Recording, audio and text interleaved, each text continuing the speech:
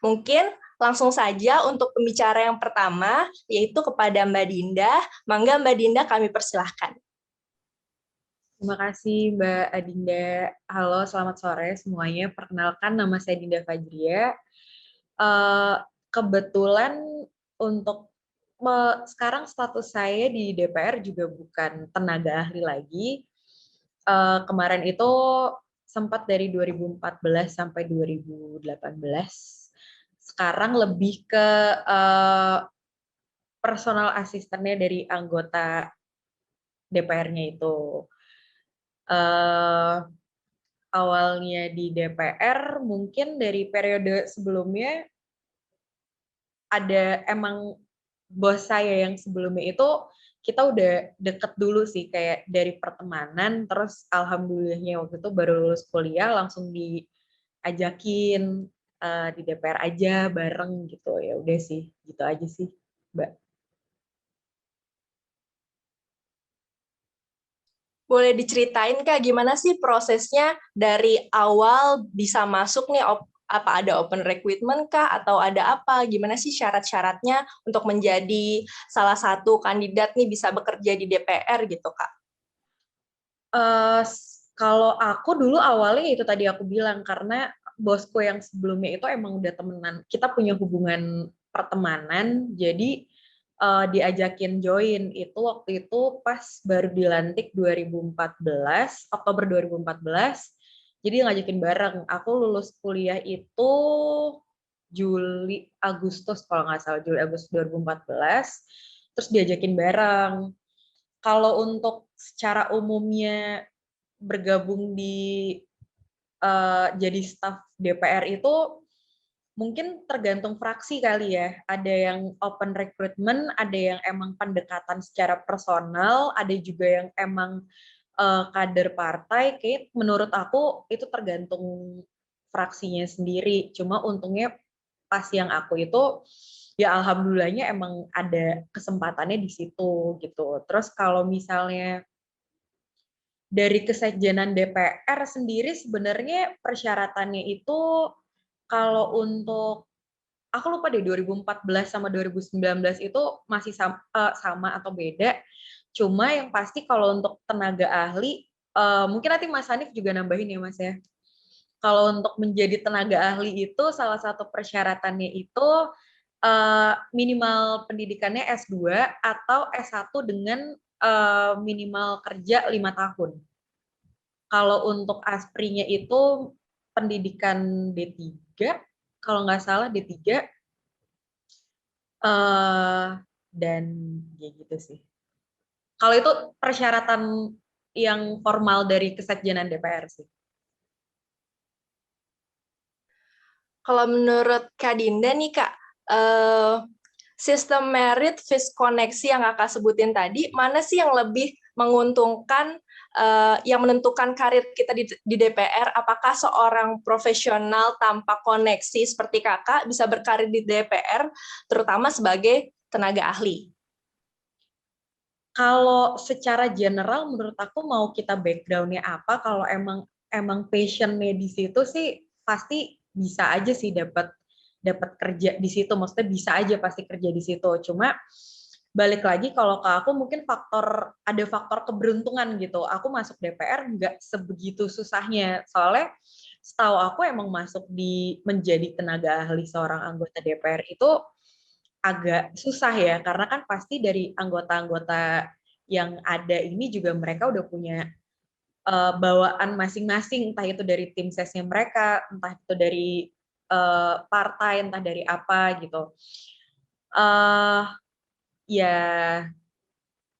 balik lagi sih Mbak, tergantung orangnya sih. Cuma kalau misalnya emang udah passionnya ada di politik dan emang basicnya dia ngerti tentang mitra kerja yang ada di DPR, ya kenapa enggak?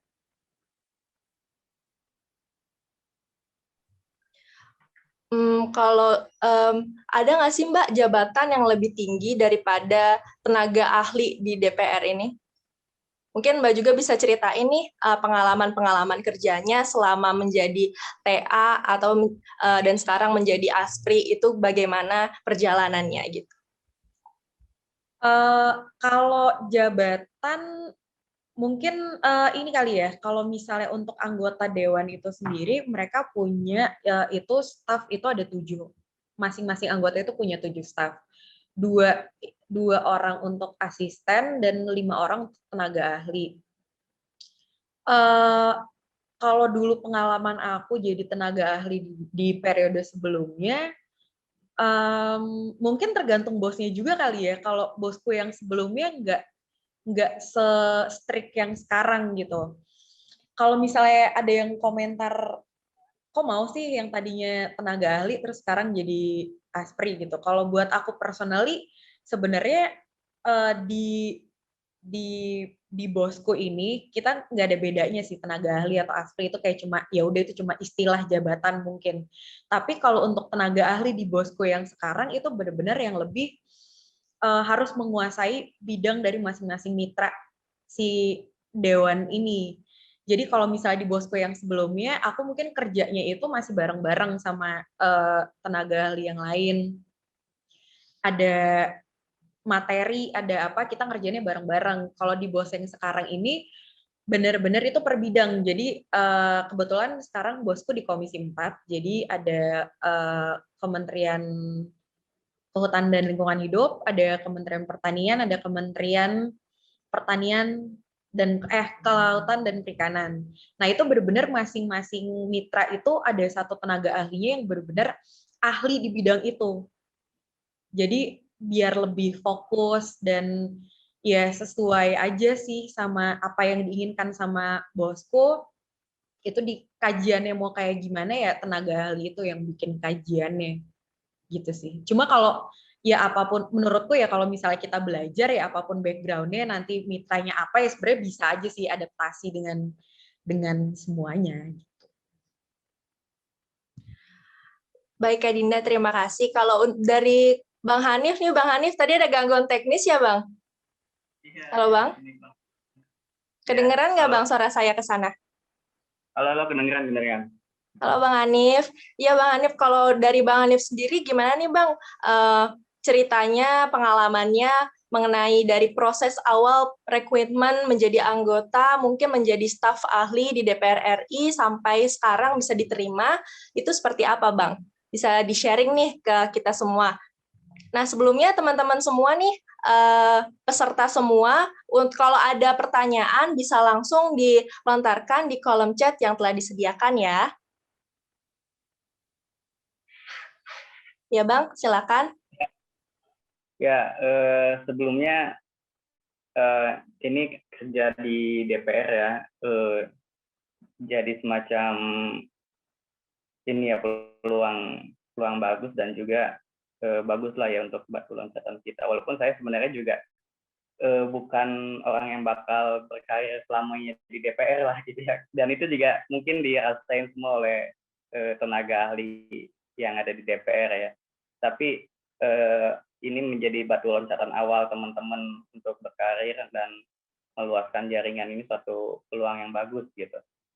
Terlebih kan di DPR ini kan ada berbagai, kalau saya sebut miniatur Indonesia lah gitu ya. Ada berbagai macam suku wakilan dari Sabang sampai Merauke itu semua ada di situ gitu. Dari Papua kita bisa kenal sama orang dari Papua, kita bisa kenal dari orang dari Maluku gitu kan.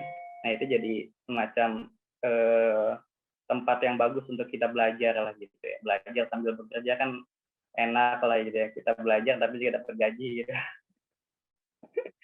Gitu. Terus kita bisa melihat juga lebih dekat proses pembuatan kebijakan yang ada di DPR gitu ya,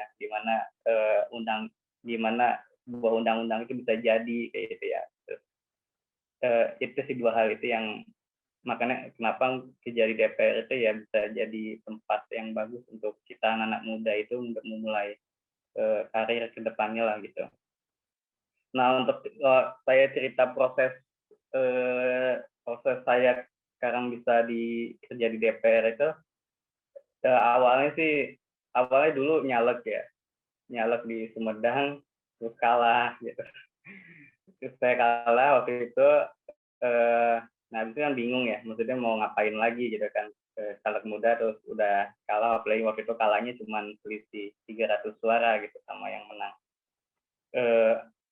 Bingung mau ngapain, dan waktu itu orang tua awalnya nanya gitu, emang apalagi kerja yang di politik gitu kan, terus nyeletuk aja gitu staf atau tenaga ahli di DPR. Nah dari situ mulai kepikiran gitu, karena awalnya saya nggak ada pikiran sama sekali dari zaman kuliah, dari zaman SMA untuk tenaga ahli atau kerja di DPR ya gitu. Nah habis itu atas saran orang tua itu coba cari info sana sini, ya alhamdulillah bisa disambungkan dengan salah satu anggota dewan, ketemu gitu kan, beberapa kali ketemu, ngobrol berbagai hal, ya akhirnya cocok dan bisa jadi saat ini gitu TA di DPR gitu. Emang prosesnya itu ini sih ya, singkat, dan juga mungkin ini beda-beda sih ya. Kan di DPR itu tenaga ahli kan ada macam-macam juga sih. Mbak Dinda juga udah jelasin, misalnya ada tenaga ahli anggota, ada tenaga ahli alat kelengkapan dewan. Alat kelengkapan dewan itu ada komisi, ada badan-badan ya. Ada komisi 1, komisi 2, komisi 3, dan lain-lain. Terus juga ada badan-badan juga, ada badan kerjasama antar parlemen, ada badan akuntabilitas dan keuangan negara, ada badan urusan rumah tangga, ada badan kehormatan dewan, macam-macam lah gitu. Nah itu di setiap badan-badan, di setiap komisi itu ada tenaga ahli gitu. Nah kalau tenaga ahli anggota itu minimal itu 5, 2-nya itu staf administrasi ya, atau ASPRI. 7 lah kalau ditotalin. Karena memang benar kata Mbak Dinda tadi ya, sebenarnya pada akhirnya ASPRI atau tenaga ahli atau staf ahli itu sebenarnya ketika kerjanya juga sama aja ketika udah di lapangan ya gitu, nggak ada bedanya. Nah itu tenaga ahli anggota. Terus nanti kalau tenaga ahli anggota itu prosesnya memang agak ini ya, agak simpel gitu. Kita ngajuin, terus ngasih persyaratan administrasi itu, terus juga wawancara lah, kita ngobrol sama si dewannya, kalau cocok ya diterima gitu kan, istilahnya gitu. Kita itu diajuin ke Sekjen. Nah terus kalau TA alat kelengkapan dewan yang barusan sudah dijelaskan sama Mbak Dinda itu nanti, yang tenaga ahli anggota itu tadi syaratnya itu S2 atau S1 yang punya pengalaman kerja 5 tahun. Kalau TA alat kelengkapan dewan itu S2 gitu. Dengan khusus bidang-bidang tertentu kalau yang di komisi-komisinya kayak gitu. Nah, kalau TA alat kelengkapan dewan itu di tiap komisi itu minimal 10 orang tenaga ahli. Khusus untuk tenaga ahli badan legislasi itu 15 orang ya. 15 orang.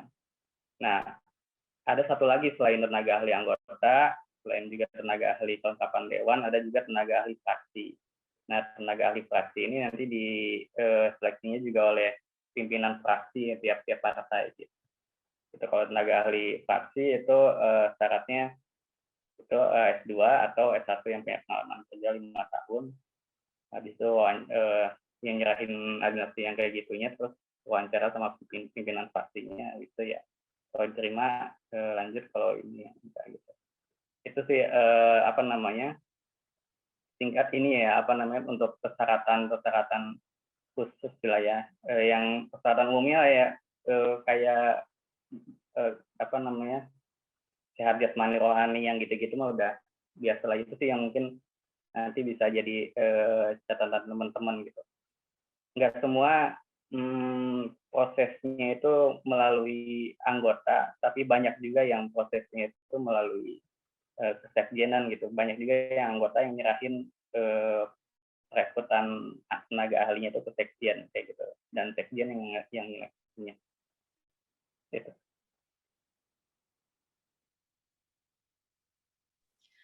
Oke, Bang Hanif. Kalau tadi kan nggak semuanya, kata Bang Hanif, anggota itu biasanya nyerahinnya ke sekjen. Kalau untuk kita nih mau lihat nih apakah Sekjen nih lagi buka open recruitment itu di mana tuh Bang? Apakah ada websitenya atau memang kita harus punya link dulu nih ke anggotanya gitu? Iya, ya biasanya Sekjen itu ada pengumumannya ya, pengumuman rekrutmen itu bisa ada di websitenya dpr.go.id. Terus juga tentang waktunya itu biasanya di awal periode kita mau pelantikan itu ya, Oktober lah ya biasanya tuh. Biasanya di awal, di pertengahan sama di akhir tuh biasanya suka ada informasi-informasi rekrutmen ya, karena di waktu rentang waktu itu pasti ada aja bongkar pasang tenaga ahli gitu. Ada juga tenaga ahli yang mungkin cuman bertahan 2 tahun, 3 tahun atau pindah fraksi atau pindah tempat gitu kan, ini macam-macam karena kembali tenaga ahli ini kan bukan PNS ya. Jadi ini nanti disesuaikan dengan kebutuhan si anggotanya sendiri atau kebutuhan di komisinya atau di alat kelengkapan dewannya atau di fraksinya. Gitu. Harus sering-sering ini sih ngebuka informasi. Baik Bang Hanif, tadi saya juga udah tanya nih Bang ke Mbak Dinda.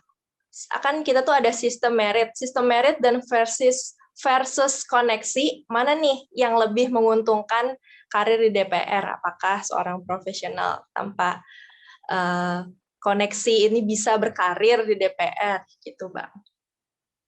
Iya, sebenarnya juga orang yang punya koneksi tapi nggak punya keahlian atau kemampuan juga itu jadi pertimbangan si anggotanya untuk ngerekrut juga ya gitu.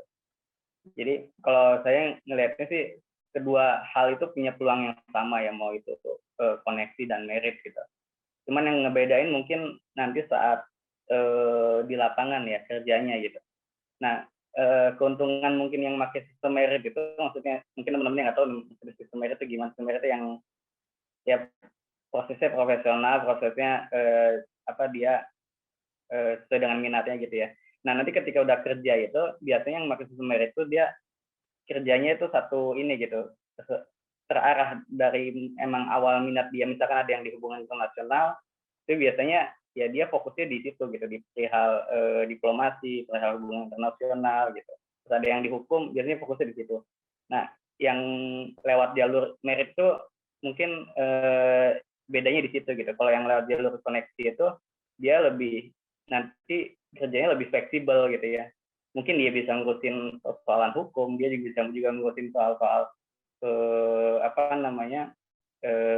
luar negeri apa, jadi lebih fleksibel ya kalau yang nah sistem merit itu biasanya itu ada di lebih banyak di alat kelengkapan dewan itu ya, karena komisi-komisi itu banyak membutuhkan keahlian khusus kayak gitu. Walaupun di anggota juga, di tenaga ahli anggota juga banyak juga kok yang pakai sistem merit gitu ya. Tadi itu banyak juga yang diserahkan ke perekrutannya di Sekjen. Gitu. Terus jadi kompleks juga ya gimana orang bisa rekrut sebagai tenaga ahli itu. Teman-teman nggak perlu saya nggak punya koneksi, saya bukan orang politik, saya nggak terbiasa lah gitu ikut-ikutan politik-politikan gitu. Jangan ini dulu gitu, jangan pesimis dulu, karena ya kadang juga tadi itu kata Mbak Dinda ya, kadang keberuntungan juga suka ada gitu. Ada cerita gitu teman anggota dewan yang sebelah lagi nyari staff gitu. Terus lagi nyari butuh cepat, terus disaranin sama tenaga ahli yang lain, akhirnya si temannya itu ya juga ikutan jadi staff di situ gitu, di anggota dewan yang lain itu. Jadi kadang ada juga hal-hal gitu ya, cuman ya memang kita ada faktor laki juga, terus ya kita makin sering kita terlibat berjejaring ya itu makin bagus lah gitu ya, karena katanya juga kita makin dekat dengan mimpi kita juga kan itu makin gampang terwujud gitu. Misalkan teman-teman yang memang dari sekarang udah pengen jadi tenaga ahli atau kerja di DPR, ya sekarang udah mulai bangun pertemanan dengan orang-orang yang bersinggungan dengan itu. Gitu, bangun aja dulu pertemanan, walaupun awalnya nggak ngerti politik itu kayak gimana. Kayak gitu. Baik, terima kasih Bang Hanif. Sepertinya ini udah ada yang bertanya nih di kolom chat. Baik, untuk teman-teman juga saya ingatkan kembali ya, buat teman-teman semua, rekan-rekan semua, peserta yang telah hadir, yang tadi menyimak pembicaraan Mbak Dinda dan Bang Hanif, ini bisa kalau mau ada pertanyaan bisa langsung raise hand atau nyalakan kameranya, terus izin bertanya, perkenalkan namanya, dan melontarkan pertanyaannya, atau bisa langsung di kolom chat, sebutkan nama dan pertanyaannya. Oke, untuk Kak Dinda dan Bang Hanif, ini bisa, siapa nih yang mau jawab nih? Ada pertanyaan dari Asep. Halo, selamat sore Kak. Perkenalkan, nama saya Asep Ranata Munajat, asal dari Bekasi. Tadi dijelaskan Kak Dinda dan Bang Hanif, berarti mengenai rekrutmen rata-rata harus cari relasi orang yang dikenal ya Kak di DPR untuk jadi tenaga ahli. Jika ada open recruitment di setiap macam-macam tenaga ahli, ada syarat jurusan lulusan tidak Kak? Seperti itu Kak Dinda dan Bang Hanif. Pertanyaannya bisa dijawab oleh siapa dulu nih, Bang Hanif atau Kak Dinda? Mbak Dinda dulu. Ayo, Kak Dinda dulu. Mbak Dinda dulu boleh. Kalau setahu aku ya, kalau misalnya harus kenal orang dalam atau enggak tuh sebenarnya itu cuma nilai plus sih. Kalau ada kenalan ya alhamdulillah, kalau enggak ya nggak apa-apa gitu. Cuma kalau yang open recruitment, kalau untuk tenaga ahli anggota itu biasanya fraksi-fraksi tertentu yang ngadain open recruitment. Kayak kalau nggak salah kemarin 2019 ini open recruitment itu dari fraksi Nasdem ya, mungkin Mas Hanif tahu. Kalau nggak salah deh, kalau PKS juga ya? Sempat Iya, Nasdem juga. iya, tergantung fraksinya ya kalau ada open recruitment gitu. Cuma kalaupun nggak open recruitment, buat yang nggak ada kenalan, nggak ada relasi, bisa sih datang ke sekretariat fraksi. Ini kalau untuk TA anggota ya, datang ke sekretariat fraksi atau mungkin ada anggota tertentu yang emang udah dipengenin, disamperin aja, diajak ngobrol, terus bilang saya mau gabung jadi stafnya bapak atau ibu. Ya udah nanti kasih CV, nanti mungkin dipanggil untuk wawancara dan lain-lainnya. Cuma kalau untuk yang tadi Mas Hanif bilang ada tenaga ahli AKD, komisi dan lain-lain, itu mungkin lebih open recruitment tuh bagian itu sih, yang pengumumannya itu di website DPR. Kalau di DPR sedang membutuhkan tenaga ahli di bidang apa-apa-apa, dan biasanya kalau tenaga ahli AKD atau komisi itu biasanya pendidikannya itu berpengaruh. Jadi misalnya terbukanya untuk posisi yang dibutuhkan posisi A gitu. Nah, itu persyaratannya biasanya ditulis harus dari jurusan apa dan pendidikannya itu harus apa. Terus biasanya kalau tenaga ahli yang AKD atau komisi atau yang kayak gitu, itu biasanya ada persyaratannya juga, bahasa Inggrisnya itu harus minimal nilainya berapa gitu tuh, biasanya lebih kompleks untuk tenaga ahli yang itu gitu. Jadi nggak sesimpel tenaga ahli anggota. Itu sih, mungkin Mas Hanif bisa nambahin. Iya, nambahin. Benar tadi kata Mbak ini ya, Mbak Dita, emang lebih kompleks di tenaga ahli angkatan dewan. Kayak tadi itu ada salah satu syarat khususnya itu tadi ya tes bahasa Inggris ya TOEFL. Kalau tahun 2019 kemarin TOEFL alat kelengkapan dewan itu minimal TOEFL-nya itu 500 ya, 500 khusus untuk MBK SAP itu 550 ininya apa syarat TOEFL-nya. Terus nah ada nggak yang sesuai dengan jurusannya? Ada. Nah itu di alat kelengkapan dewan itu di komisi-komisi itu biasanya sesuai dengan jurusannya. Kayak misalkan komisi 1 itu kan pertahanan ya. Nah itu anak hubungan internasional, anak ilmu politik, masuk gitu. Komisi 10 pendidikan juga. Itu bisa masuk ke anak-anak pendidikan, itu bisa masuk ke situ. Terus di yang komisi yang bidang agama itu anak agama juga bisa masuk ke situ. Jadi tiap komisi itu ada ininya apa namanya syarat-syarat lulusan-lulusannya gitu. Di badan-badan juga sama kayak gitu.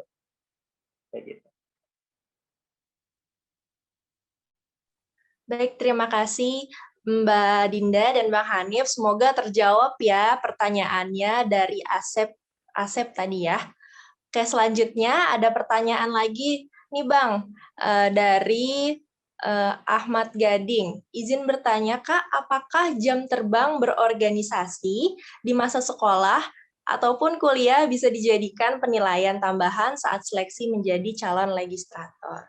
Mungkin sekarang boleh dimulai dari Bang Hanif dulu, baru nanti Kak Dinda.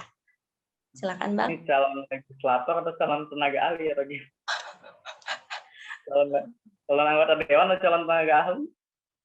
Tenaga ahli Kak, maaf salah ketik. Ya, untuk apanya tadi calon tenaga ahli itu apanya? Syarat apa? Jam terbang berorganisasi di masa sekolah ataupun kuliah. Ya, itu untuk perekrutan tenaga ahli anggota itu pasti ada pertimbangan ya dari sisi keaktifan berorganisasi juga. Karena namanya kita mendampingi anggota dewan pasti banyak kita berinteraksi dengan masyarakat, banyak berinteraksi dengan LSM, banyak berinteraksi dengan OKP, dan itu pasti harus punya pengalaman lah ya, pengalaman. Nah, sedangkan di organisasi kan itu hal-hal yang udah biasa lah gitu. Nah itu jadi nilai plus lah ketika kita untuk menyodorkan diri dalam itu kan pasti nanti kita ngasih CV kan ya. Nah itu menjadi nilai plus ketika kita menyodorkan diri gitu di rekrutmen nanti kayak gitu. Kalau di sisi alat kelengkapan dewan sih kayaknya enggak. Dan kalau saya lihat baca di itunya sih ya peraturannya nggak ada ini sih nggak ada syarat aktif di organisasi sih ya kalau dari alat kelengkapan dewan. Cuman itu menjadi penilaian khusus lah gitu bagi si penerima karena masing-masing itu nanti baik anggota atau baik di alat kelengkapan dewan atau di fraksi itu bakal diwawancara gitu. Kalau kayak di alat kelengkapan dewan itu nanti diwawancara juga oleh pimpinan alat kelengkapan dewan ya, misalnya pimpinan komisinya atau pimpinan badannya, itu nanti teman-teman yang ikut seleksinya itu bakal diwawancara. Nah itu kan nanti pasti dilihat di CV-nya keaktifan kayak gitu.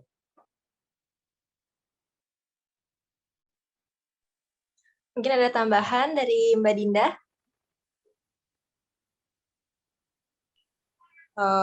Kurang lebih sama sih ya, nggak jauh beda sama yang dibilang Mas Hanif. Cuma ya mungkin kalau misalnya pengalaman organisasi lebih ngaruhnya kalau misalnya jadi kayak anggota itu di kepartaian kali ya. Kalau untuk pekerjaan sehari-hari sih mungkin nggak signifikan banget. Cuma kalau untuk kitanya jadi staf anggota kan pasti otomatis kita juga masuk ke partai gitu sih.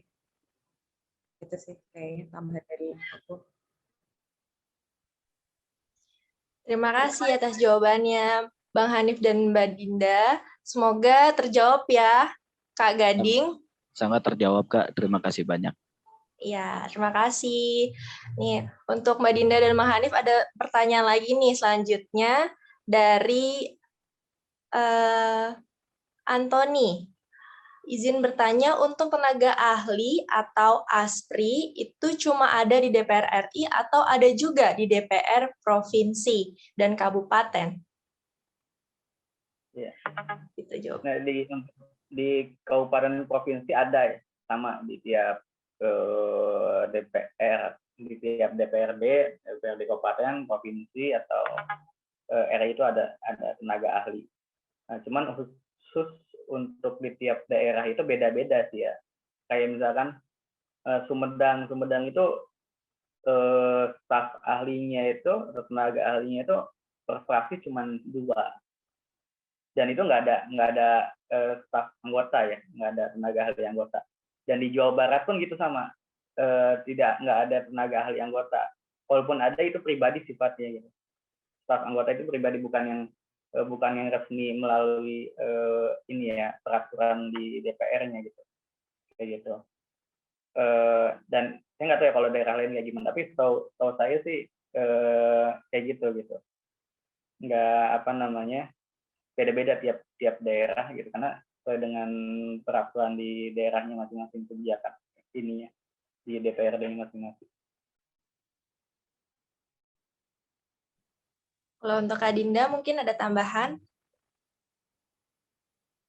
Enggak sih, iya sih bener sih yang dibilang Mas Hanif. Setahu aku kalau DPRD itu nggak tahu per fraksi atau yang dapat pimpinan doang atau apa gitu.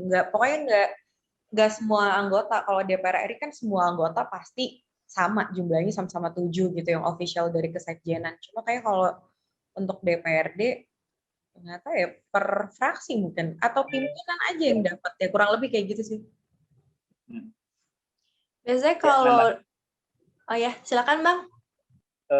Tadi itu benar, per fraksi, terus nggak hanya di DPR sih ya, nggak hanya di kelembagaan DPR, itu tenaga ahli juga ada di eksekutif juga gitu, di kantor staf presiden, di kantor-kantor lainnya ya, di lembaga-lembaga lainnya. Dan itu dengar-dengar sih nanti juga bakal ada series-seriesnya nih.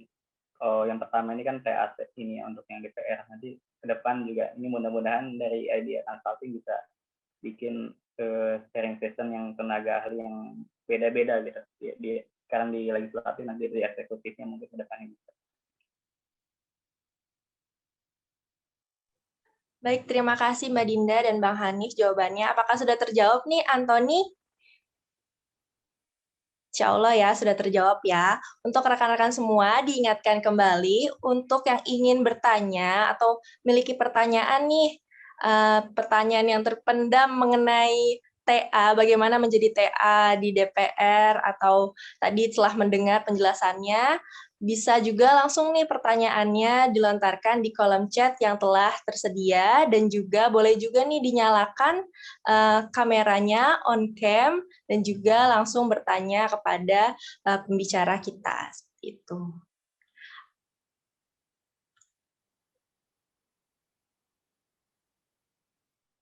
Baik Bang Hanif dan Mbak Dinda, ini ada pertanyaan nih sambil nunggu pertanyaan dari teman-teman nih.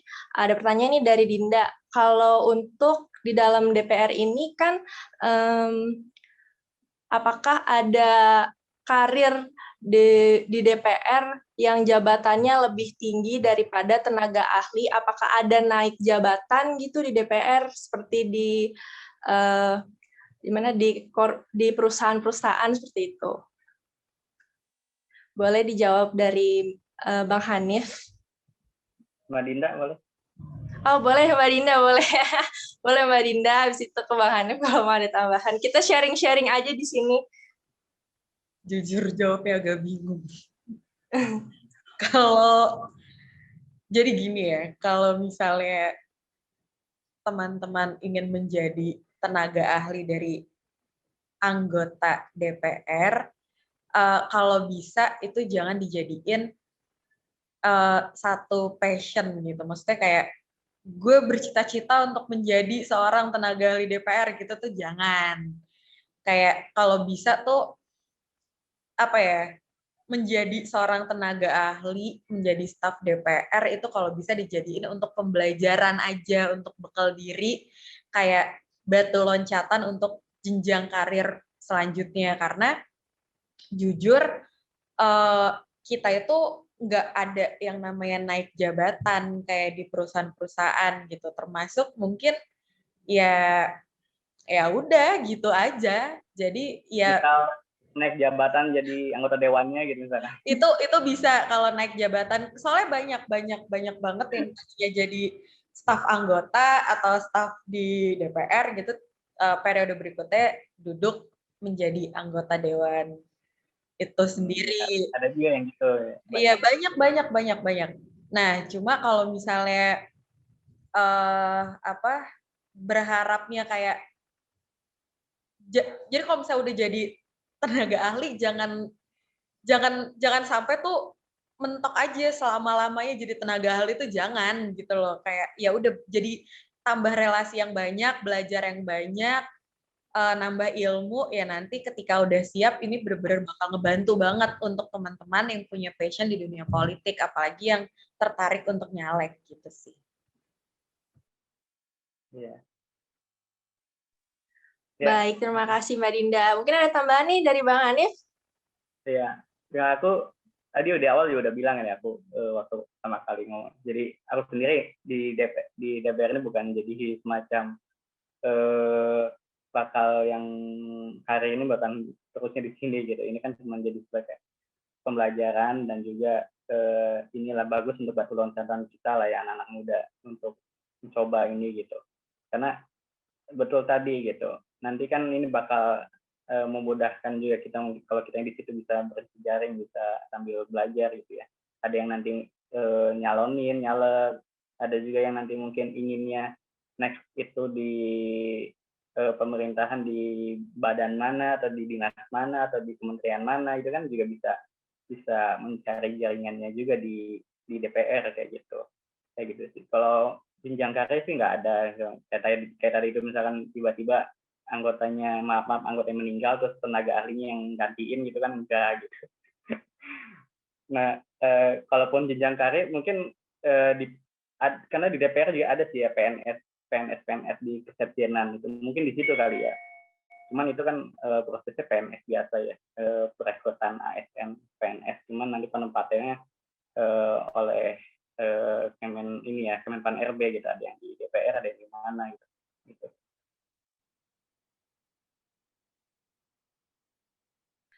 Baik, terima kasih atas jawabannya Mbak Dinda dan Bang Hanif. Untuk teman-teman nih, untuk peserta nih, saya tunggu nih pertanyaannya ya. Kita sharing-sharing di sini, mumpung ada 2 orang hebat yang bisa kasih informasi seputar DPR RI. Yuk, langsung aja nih pertanyaannya, langsung dinyalakan aja boleh kameranya. Boleh juga langsung dituliskan pertanyaannya di kolom chat yang telah disediakan. Untuk peserta, jangan lupa juga ya di-follow Idea Consulting @idea.co di Instagram. Udah ada belum nih yang mau nanya? Boleh langsung on cam aja. Langsung tanya sama 2 pembicara keren-keren kita. Belum ada ya? Oke.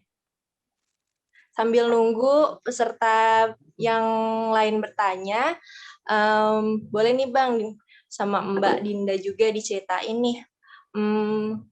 Gimana sih proses membuat kebijakan atau legislasi, seberapa tenaga ahli ini, berapa terlibatnya di dalamnya gitu. Apakah terlibat di dalamnya, mengingat tugas utama DPR itu kan tugas utama dari DPR ini kan adalah legislasi, seperti itu. Seberapa terlibatkah tenaga ahli? Boleh dijawab dari Bang Hanif?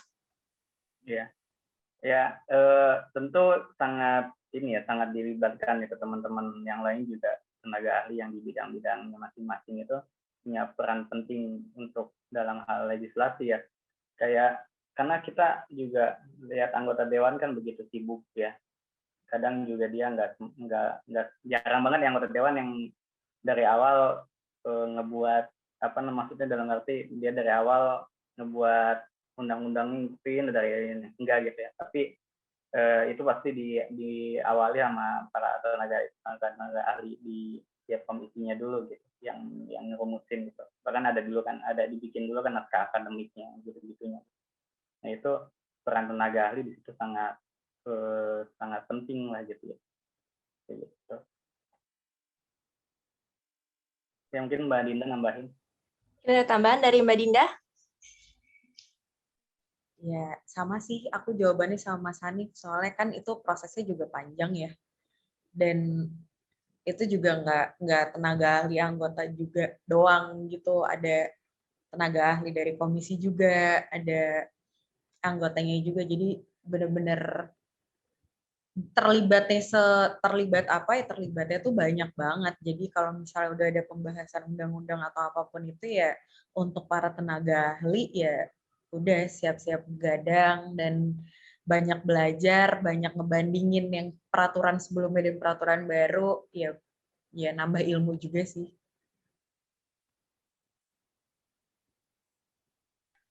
Baik, terima kasih atas jawabannya Mbak Dinda dan Bang Hanif.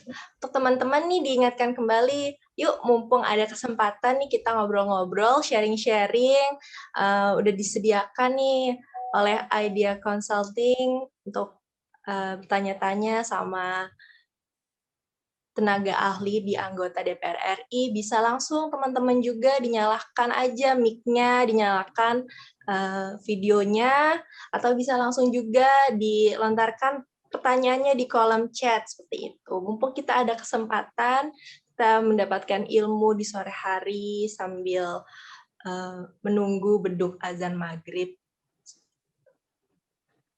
Mohon izin bertanya, Bang Moderator. Iya, silahkan. Oh iya, perkenalkan Bisa nama dinyalakan itunya apa namanya videonya. Ini kebetulan kamar saya gelap apa gimana? Boleh apa gimana ya? Kalau Oh memang ya, diperkenankan pakai audio saja, nggak apa-apa iya, gitu ya? iya nggak apa-apa, silahkan. Oh ya sudah, terima kasih Mbak Dinda selaku moderator. Saya hormati Kang Hanif sama Kak Dinda. Terima kasih atas kesempatannya. Menarik sekali pembahasan menjelang buka hari ini dengan tajuk berkarir sebagai tenaga ahli. Kalau teman-teman tadi sudah banyak bertanya bagaimana sih proses untuk menjadi seorang tenaga ahli dari mulai menggunakan proses merit system secara formalitas prosedur open recruitment ataupun dengan beberapa hal-hal yang tadi Kang Hanif dan Mbak Dinda sampaikan terkait keberuntungan dalam tanda hal ini terkait relasi. Tapi saya akan mencoba bertanya di luar dari teman-teman yang sudah bertanya di awal itu tadi. Saya melihat sejauh ini tenaga ahli terlepas dari tusinya atau anjabnya sebagai seorang tenaga ahli yang mendampingi dewan, itu sejauh mana kira-kira keterlibatan TA dalam mendampingi beberapa proses kebijakan. Contoh misalkan, kalau hari ini Dewan punya beberapa agenda terkait controlling, budgeting, maupun pembuat legislator. Karena begini, saya melihat hari ini tidak ada check and balancing antara legislatif dan eksekutif. Tentu hari ini TA mengetahui betapa superpowernya anggota Dewan untuk mengintervensi secara domain politis. Nah, apakah hari ini teman-teman hanya terlibat secara formalitas saja dalam hal ini? Katakanlah ketika ada kajian, TA hanya sekedar menugaskan apa yang diperintahkan.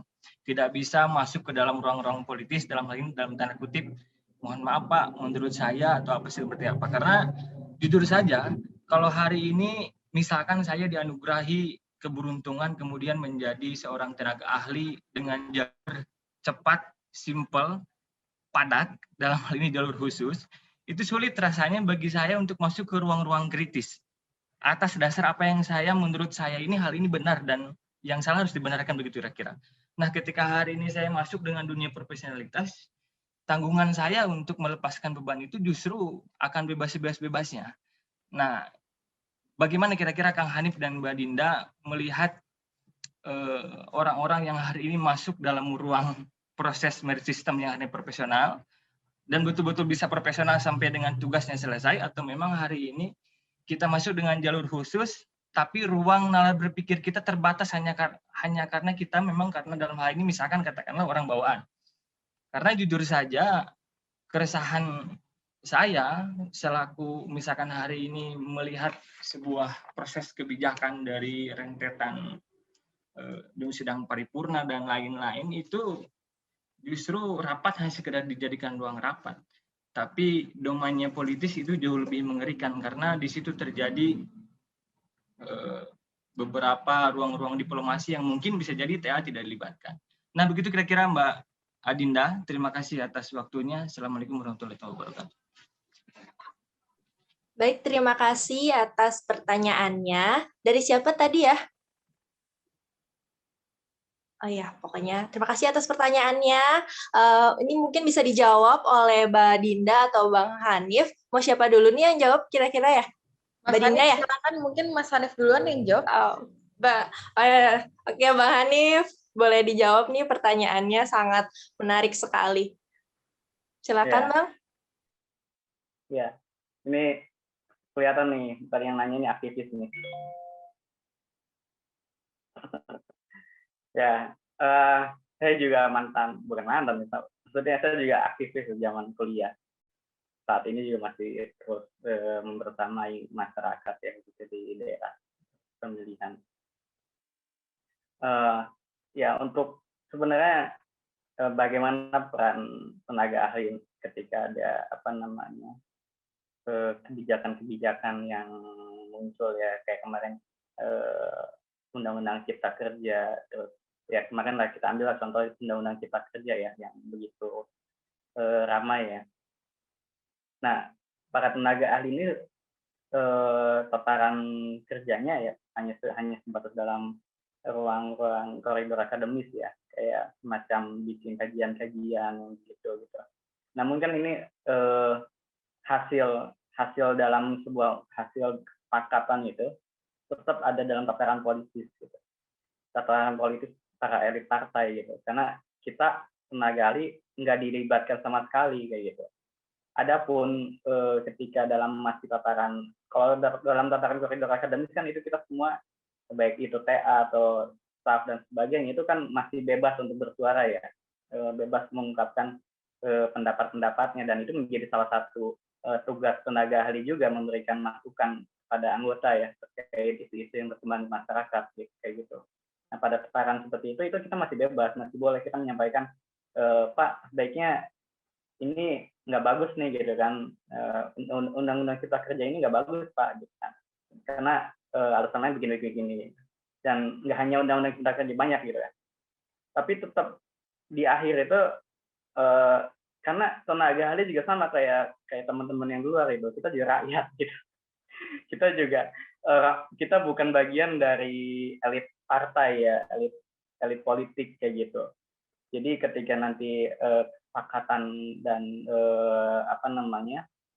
lobbynya itu tetap ada di elit partai gitu. Kita hanya mengasih masukan gitu.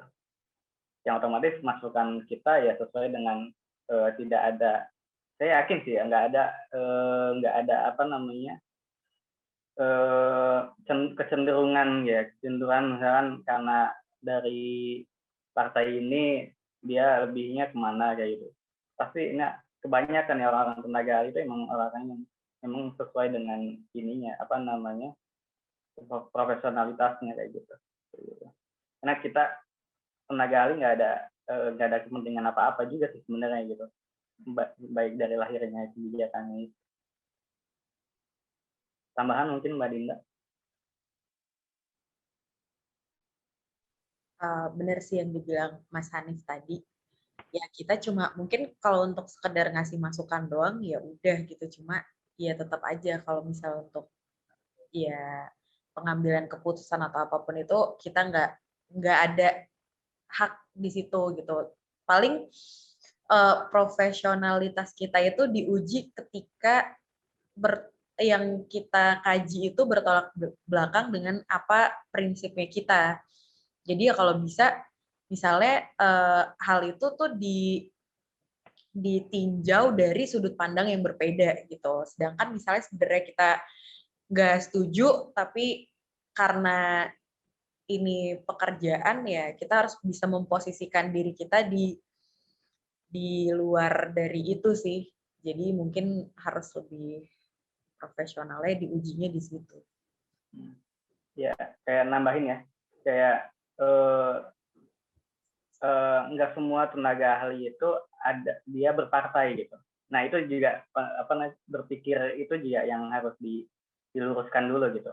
Nggak semua tenaga ahli itu, misalkan tenaga ahli di PDI dia pasti orang partai PDI. Nggak semuanya gitu. Walaupun memang ada yang gitu dia partai gitu, tapi nggak semuanya. Kayak kemarin juga kan ada yang kasus apa gitu ya, tenaga ahli Nasdem tapi dia kader PDI. Terus juga ya silang-silang gitu. Ada juga yang tenaga ahli misalkan di PKS tapi dia bukan kader PKS. Banyak lah gitu. Jadi kerisauan bahwa tenaga ahli itu bisa jadi terbelenggu dengan kepentingan partai itu bisa terbantahkan gitu, karena nggak semua tenaga ahli itu orang partai justru kayak gitu. Baik, terima kasih Mbak Dinda dan Mbak Hanif. Apakah sudah terjawab tadi pertanyaannya?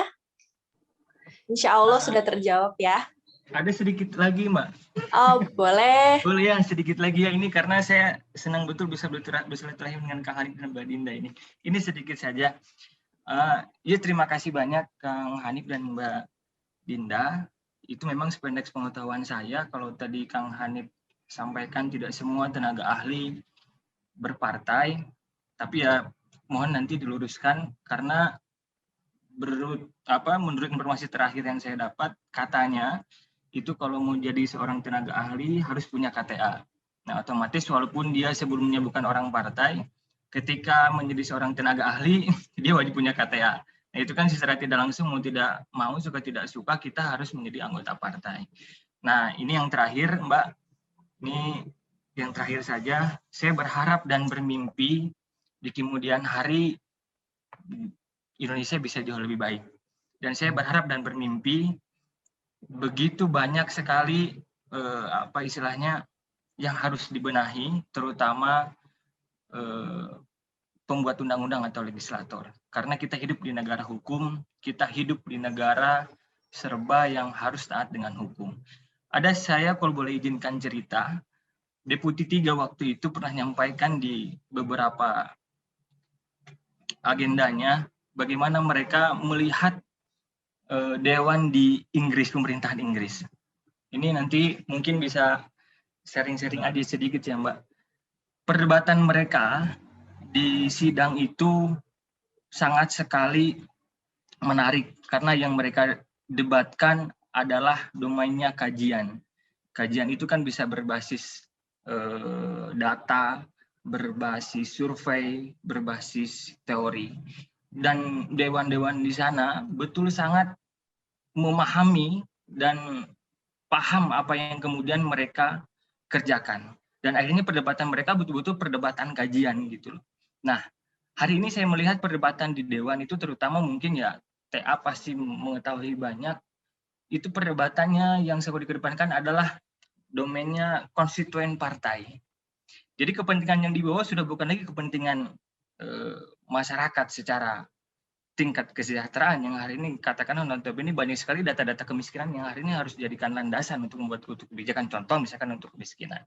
Tapi sayang sekali ketika masuk di tataran atas nampaknya hal itu tidak bisa diindahkan lagi. Nah, makanya saya berharap mudah-mudahan pemerintahan kita khususnya di bidang controlling yang dilakukan oleh teman-teman legislatif itu bisa jauh lebih baik, dan saya kira orang-orang Dewan hari ini cerdas, pintar, punya mimpi yang sama, yang kemudian nanti kita akan saksikan sebagai masyarakat yang biasa-biasa saja, yang mungkin bisa menjadi lebih luar biasa lagi dengan Mbak Adinda dan Kang Arif. Terima kasih Mbak. Terima kasih atas pertanyaannya. Mungkin bisa dijawab nih oleh Bang Hanif dan Mbak Dinda.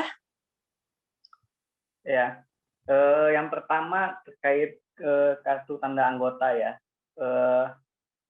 Saya juga nggak bisa mengiyakan dan mentidakan ya, karena tiap partai itu punya kewenangan masing-masing dalam hal gimana perekrutan di tenaga ahlinya kayak gitu. Tapi itu bisa dipastikan nggak semuanya itu memang harus ada KTA di anggota partai.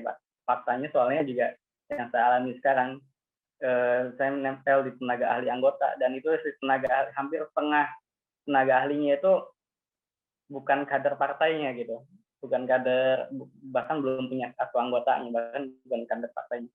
Nah itu mungkin informasi yang dari Mas itu dari partai mana gitu kan. Nah itu memang kembali ke kewenangan partainya masing-masing kayak gitu. Terus terkait itu ya peran anggota dewannya bagaimana tadi di Inggris, ini ya perdebatan di legislatif itu di parlemen itu begitu luar biasa ya, perdebatan yang berkualitas lah gitu ya. Nggak misalkan matiin mic atau mati. Artinya ada perdebatan yang bagus lah.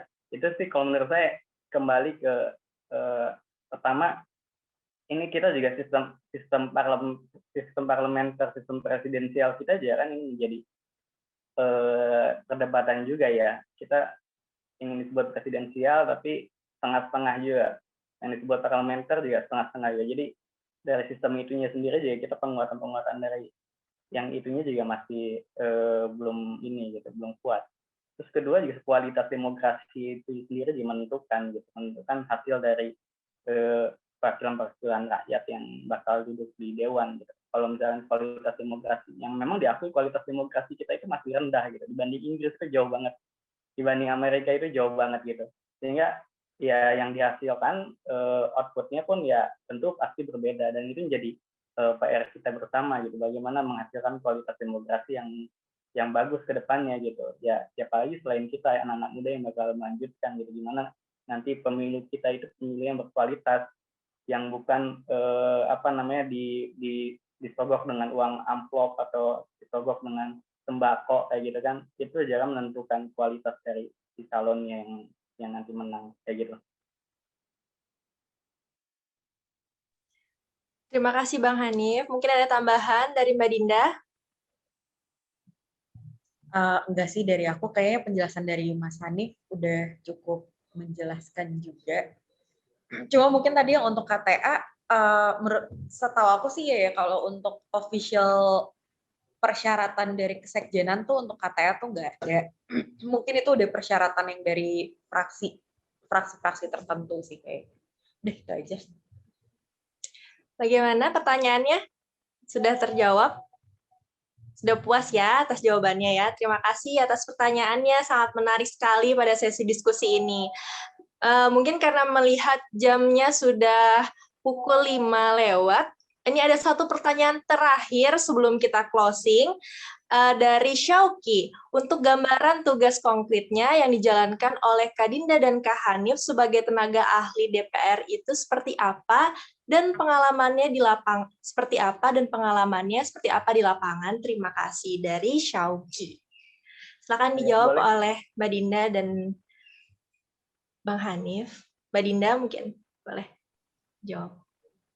Kalau untuk tugas konkret mungkin gambarannya kayak yang tadi udah kita berdua jelasin, mungkin ya lebih ke kajian, terus juga itu misalnya setiap ada RDP, rapat-rapat komisi, bahannya mungkin kita duluan yang kaji untuk jadi bahan tambahan dari dewannya kita juga. Terus kalau misalnya pengalaman di lapangan tuh apa ya? Ya sebenarnya kalau tenaga ahli anggota tuh lebih ke banyak belajar sih, banyak belajar yang ya PR-nya sih mungkin yang nggak ngerti bidang itu sama sekali, ketika harus mengkaji bidang itu ya belajarnya jadi lebih ekstra aja. Mas Hanif, silakan Mas Hanif ditambahkan. Ya, untuk tugas-tugas tenaga ahli itu tadi selain yang Mbak Dinda jelaskan, itu yang pasti kita dampingin ya, selalu mendampingin si anggota dewan, baik itu dalam rapat-rapat komisi ya, dengan kementerian, dengan lembaga-lembaga itu, nanti TATA ini yang bakal mendampingin gitu. Terus juga membantu juga anggota dewan dalam fungsinya legislasi, pengawasan, anggaran, itu kita juga ikut membantu gitu. Tadi itu terus juga ngasih masukan-masukan pada anggota dewan, mendampingin kunker juga, kunjungan-kunjungan kerja, baik itu.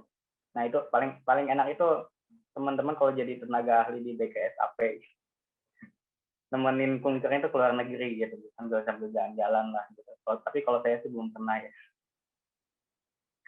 Gitu. Terus juga menghimpun aspirasi masyarakat di dapilnya, di dapil anggota dewannya.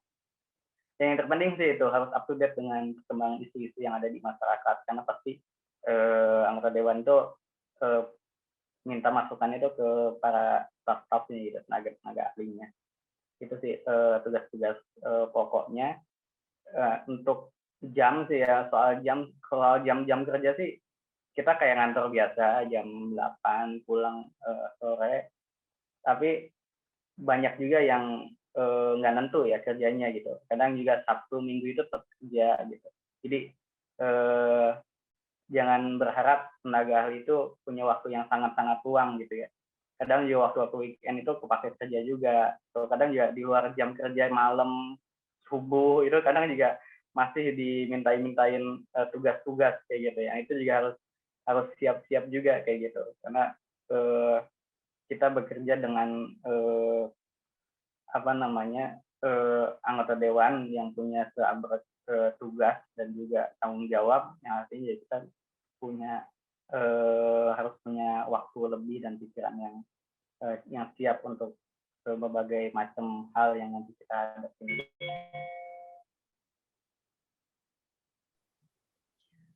Waduh, fleksibel sekali jam kerjanya, bahkan bisa sampai malam ya Bang Hanif.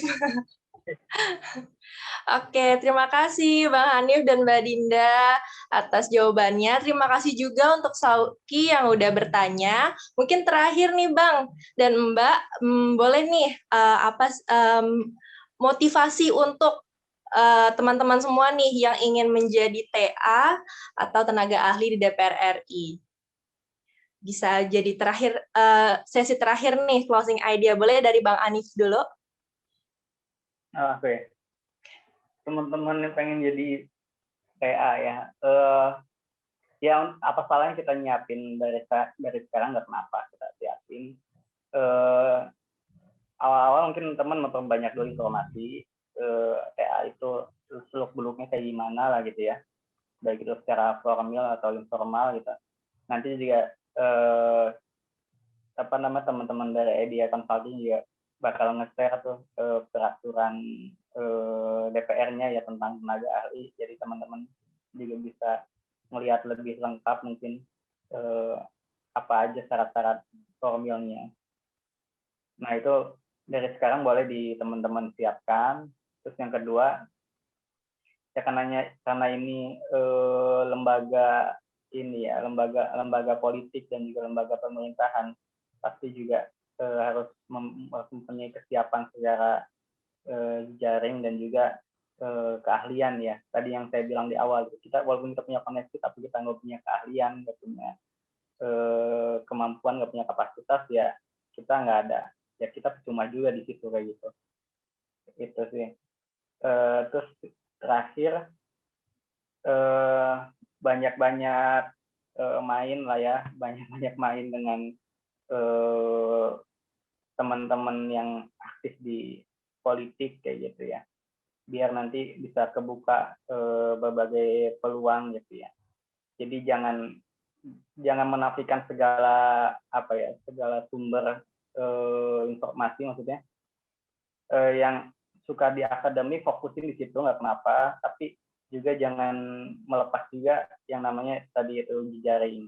Yang suka berjejaring fokusan juga di situ, tapi jangan juga melepaskan yang namanya juga keahlian-keahlian di sisi akademiknya kayak gitu. Jadi nanti apakah nanti yang bakal membawa kita di tenaga ahli itu entah nanti dari sisi akademik atau dari sisi jejaring, itu nanti yang bakal dijawab kayak gitu lah ya. Yang penting tugas kita ini ikhtiar lah.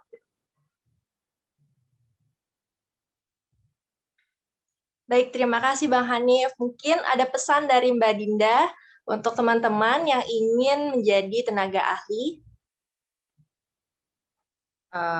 Yang pertama benar cari informasi dulu selengkap-lengkapnya tentang gimana cara bekerja di DPR, gimana kerjanya. Jangan cuma pengen gabung, pengen di DPR juga karena cuma denger versi bagian enak-enaknya aja. Nggak ada kerjaan yang cuma ada enaknya, itu nggak ada. Terus juga banyak belajar dari sekarang, karena benar-benar ketika kita ketika kita menjadi seorang tenaga ahli itu yang dipakai tuh paling pertama itu otak kita, otak baru nomor 2 fisik. Jadi harus dilatih dari sekarang otaknya buat sering-sering baca, sering-sering belajar. Terus juga harus diingat jangan terlalu garis keras banget sama suatu pemahaman politik, karena ketika di dalam itu baru ngerasa banget sedinamis apa politik itu gitu. Jadi biar kita yang ada di sana juga kayak misalnya kayak aku, Mas Hanif, kita juga rakyat biasa, kita juga nggak yang gimana-gimana banget, jadi kita juga ada konflik sendiri dengan prinsip kita dan sama kebijakan, cuma ya biar nggak baper-baper gitu, biar kerja tuh tetap bisa sambil mikir, tetap ngalir gitu, nggak keburu udah gimana duluan gitu. Itu aja sih buat teman-teman yang pengen jadi tenaga ahli di DPR, yuk silahkan, ayo kita nanti ketemu di DPR. Ya jangan lupa juga, jangan dijadiin karir terakhir, tapi jadiin itu peluang untuk belajar banyak untuk jenjang karir berikutnya di dunia politik.